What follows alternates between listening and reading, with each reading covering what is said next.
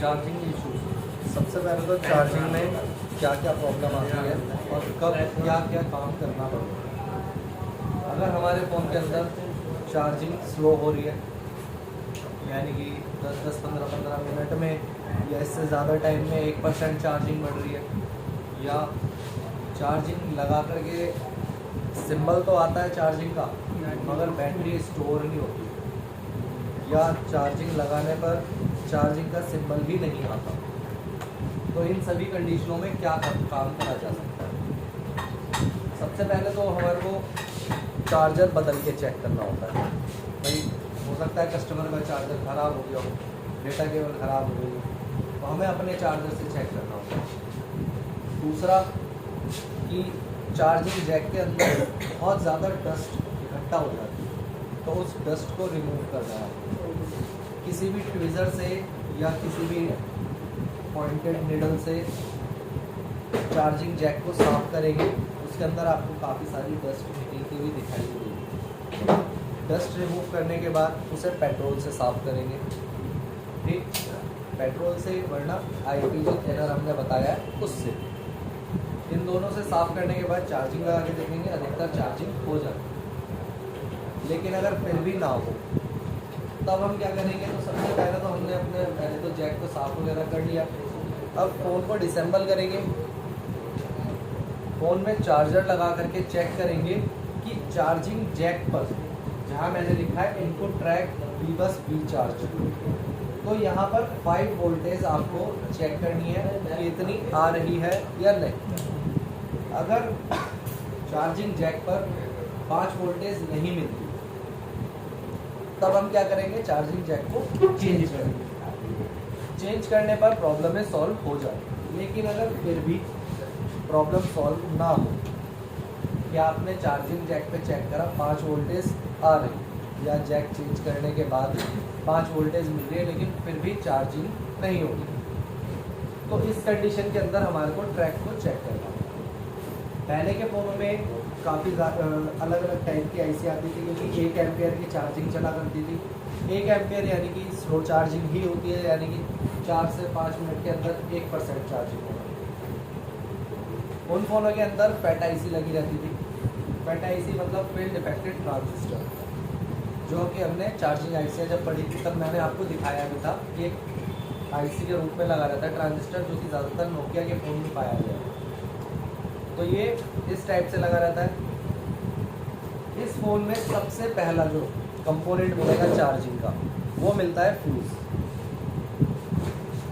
तो charging Jack की positive pin ground से चेक करेंगे, एक इसमें पॉजिटिव होती है और एक नेगेटिव। अब हमारे को पता क्या चलेगा कौन सी साइड पे पॉजिटिव है और कौन सी साइड पर नेगेटिव, ठीक। जो आप चार्जिंग जैक लगा रहे हो, ऑब्वियसली ऐसा तो है नहीं कि एक ही जैक खरीद के लाओगे, है ना, उसे 4 जैक लेके आए जाते हैं। अब एक जैक के अंदर चार्जर लगा करके चार्जिंग जैक की पीछे जो पिनें निकल के आती हैं बची हुई, उन पिनों के कॉर्नर पिनों पर आपको मल्टीमीटर से वोल्टेज चेक कर लेना है। एक सेकंड,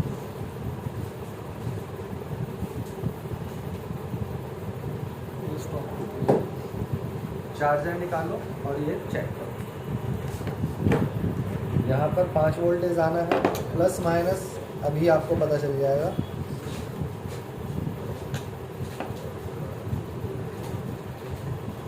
हो गया से लगाया असेंबली से खराब तो होगा ही। आयरन से लगा। चार्जर जैक है लेके आओ। गर्म करके उसको हटाई तो नहीं सर, आयरन से ही हटा दो उसको।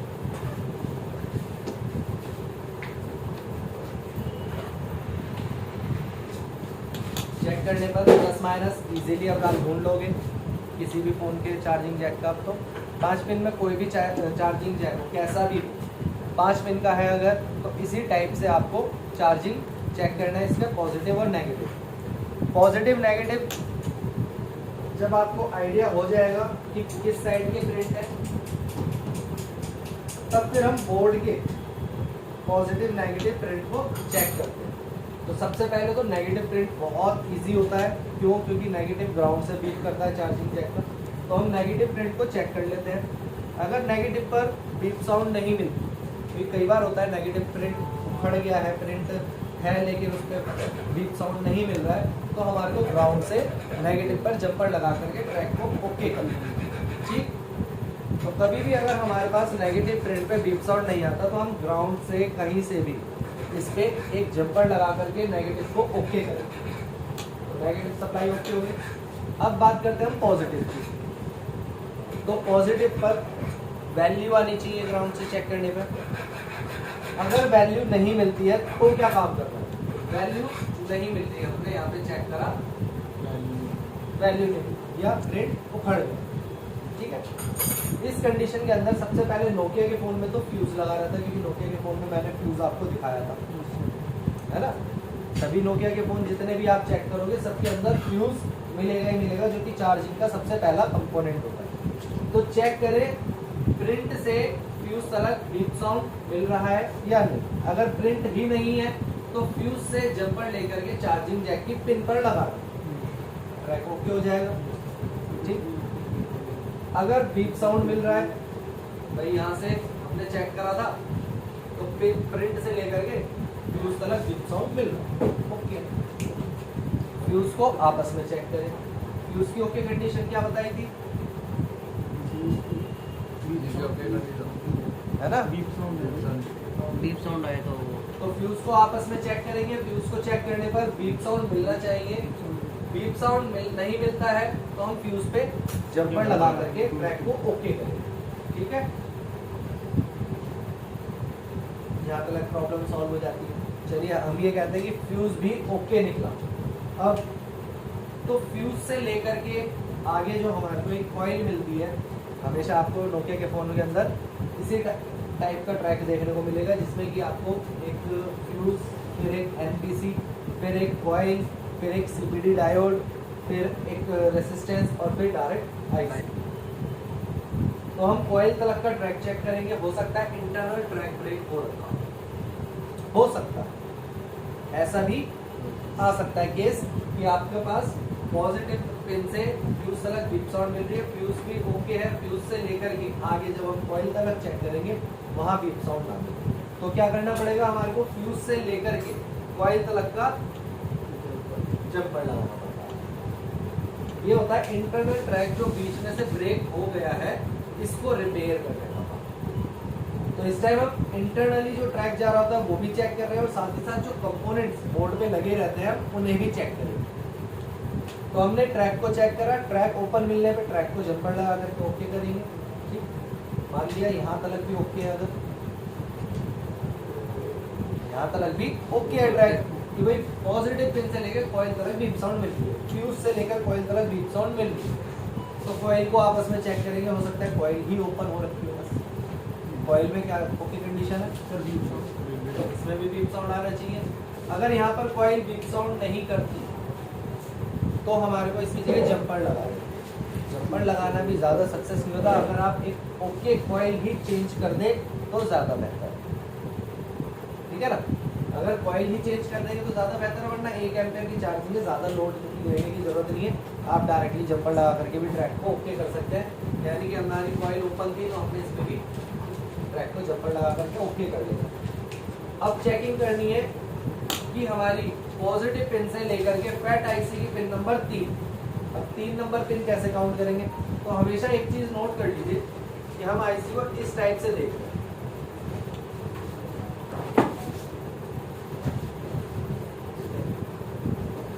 राइट हैंड साइड बोर्ड को घुमा के भी देख सकते हो, ऐसा नहीं है कि बोर्ड जिस तरह है वैसे ही चेकिंग हो, तो बोर्ड को घुमा सकते हो आप। राइट हैंड साइड ले आइए, इसकी एक पिन जो इधर चौड़े वाली है, ये राइट हैंड साइड पे, लेफ्ट हैंड साइड पे तीनों पिन हो गई। अब आप काउंट करोगे तो 1 2 3, तो 3 नंबर पिन ये बने, ऐसा ही तो है। तो 3 नंबर पिन होता है इनपुट पर एफईटी आईसी के अंदर। तो 3 नंबर पिन पर बीप साउंड चेक करना है, पॉजिटिव सप्लाई से लेकर के आईसी की पिन नंबर 3 यहाँ तक बीप साउंड मिलना चाहिए। अगर यहाँ तक बीप साउंड नहीं मिल पा रहा तो तो जहाँ तक है कॉइल से लेकर के यहाँ तक के बीच के ट्रैक में ही कहीं दिक्कत थी, क्योंकि यहाँ तक तो हमने ट्रैक चेक कर लिया। अब क्या होगा कि कॉइल से लेकर के पेट आईसी पिन नंबर 3 पर जंपर लगा। Problem solve. अगर हमारी पॉजिटिव पिन से लेकर ट्रैक तक आईसी की पिन नंबर 3 तक बीप साउंड मिल रहा हो पहले से ही, तो क्या करें? तो इस कंडीशन के अंदर हमारे को आउटपुट ट्रैक चेक करना है। आउटपुट ट्रैक बोले तो जो आईसी से निकल करके जो वोल्टेज रेगुलेट हो चुकी है, जो सीपीयू तक जा चुकी है, सीपीयू ने उसे सेंस कर लिया है, उसके बाद जो हमारे बैटरी कनेक्टर पे पहुंचनी थी उसके बीच का ट्रैक। तो आईसी से लेकर के वीबैट यानी कि बैटरी कनेक्टर की पॉजिटिव पिन तक का ट्रैक जो होता है, इसके अंदर हमारे को देखने को मिलता है एक चिप रेसिस्टेंस। यहाँ पर ये जो रेसिस्टेंस है ये एक सेंसेबल रेसिस्टर लगा रहता है। तो पिन नंबर 2 से स्टार्ट होता है आउटपुट ट्रैक हमेशा। पिन नंबर 2 से चिप रेसिस्टर तक का ट्रैक चेक करेंगे।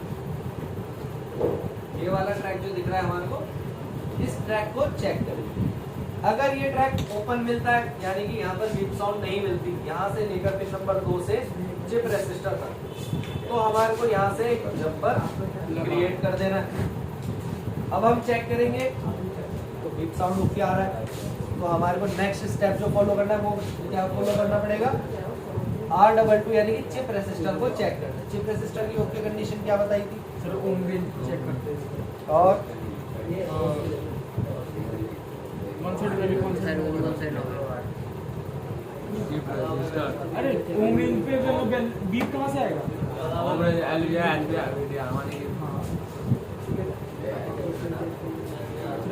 सर। ग्राउंड से बीप और आपस में चेक करने को वन साइड वैल्यू ग्राउंड से चेक करने पे बीप तो आएगा सर। ग्राउंड से चेक करने पे कहता हूँ हमेशा बेसिक भी पढ़ते रहा करो। इसमें सारा 50 ओम से बेसिक पढ़ाने बैठो क्या? अरे 50 ओम से तो नीचे है। साफ तौर पे यहाँ पर दिख रहा है आपको कि R22 यानी कि बस 0 पॉइंट इतने ओम का, और लिख भी रखा है कि LVR। कंटिन्यूटी पॉइंट पे भी चेक कर सकते हैं और ओम रेंज पे भी चेक कर सकते हैं। लेकिन कंटिन्यूटी पॉइंट पे कहाँ तक का चेक नहीं होगा? जो 2 किलो ओम से ऊपर चला जाएगा वही तो वैल्यू शो नहीं करेगा, उससे नीचे तलक का तो शो करेगा। ये तो 1 ओम भी नहीं है पूरा। तो कंटिन्यूटी पॉइंट पे अगर हम चेक करेंगे तो बीप साउंड के साथ वैल्यू आएगी यानी कि 1 आएगा, क्योंकि 1 से कम वो दिखा नहीं सकता कंटिन्यूटी पॉइंट पे। लेकिन ये 1 भी पूरा नहीं है ना? अगर यहाँ पे 3.9 लगा हुआ हो तब भी फिर 4 ओम दिखाएगा कंटिन्यूटी पॉइंट पे, क्योंकि वो राउंड फिगर बताता है।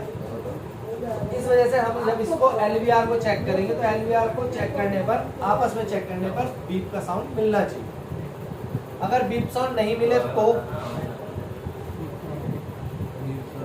बीप साउंड खराब है, फिर क्या करा जाएगा? चेंज करा जाएगा।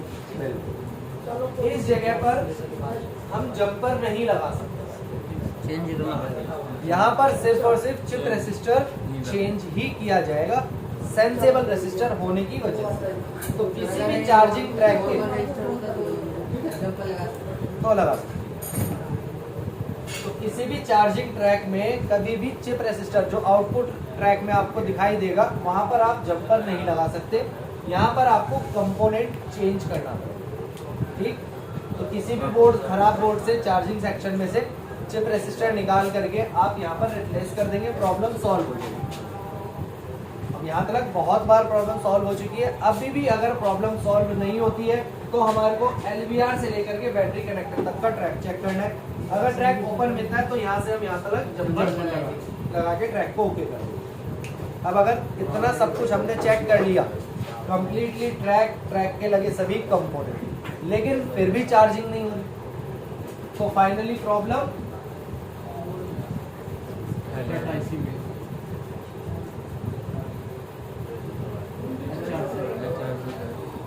तो लास्टली प्रॉब्लम निकलेगी हमारी आईसी के अंदर। तो हम इस आईसी की HRC करेंगे। यानी कि हीट, थ्रेशोल्ड और चेंज। मोस्टली आईसी खराब नहीं होती, अगर आईसी खराब हो गई है इजीली चेंज की जा सकती है किसी भी असेंबली मशीन से। कोई भी हीट एयर पे रख करके आप इसे रिप्लेस कर सकते हैं, क्योंकि आप लोग प्रैक्टिकली ये काम कर चुके हैं। पिन वाली आईसी इजीली रिप्लेस कर दोगे, कोई इशू नहीं, प्रॉब्लम सॉल्व। अब अगर चार्जिंग ट्रैक चेक करा हमने, ये तो था ओपन कंडीशन का सॉल्यूशन कि अगर ट्रैक में कहीं पर भी ओपन है तो क्या प्रॉब्लम आ सकती है, यानी कि चार्जिंग पहुंच ही नहीं रही।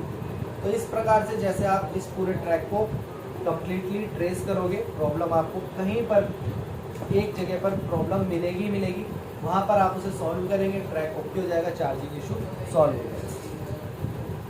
अब अगर ट्रैक चेक करा हमने, चार्जिंग वगैरह लगा करके चेकिंग करी, जर्नल चेकिंग से अपने स्टार्ट करा था हमने, जैक को साफ वगैरह रिशोल्ड करके चेक करा, 5 वोल्टेज नहीं आ रही, ठीक है। हमने चेकिंग क्या करनी है, ग्राउंड से टिप्स को चेक करा, पॉजिटिव भी ग्राउंड से बीप कर रही है और नेगेटिव भी ग्राउंड से बीप कर रही है, दोनों ही बीप कर रही है। इस कंडीशन में क्या करा जाए, अगर पॉजिटिव पिन भी ग्राउंड से बीप करने लगे और नेगेटिव भी, भाई नेगेटिव को तो बीप करना ही है, लेकिन पॉजिटिव भी बीप कर ले, पॉजिटिव को ढूंढ लोगे ना, लेकिन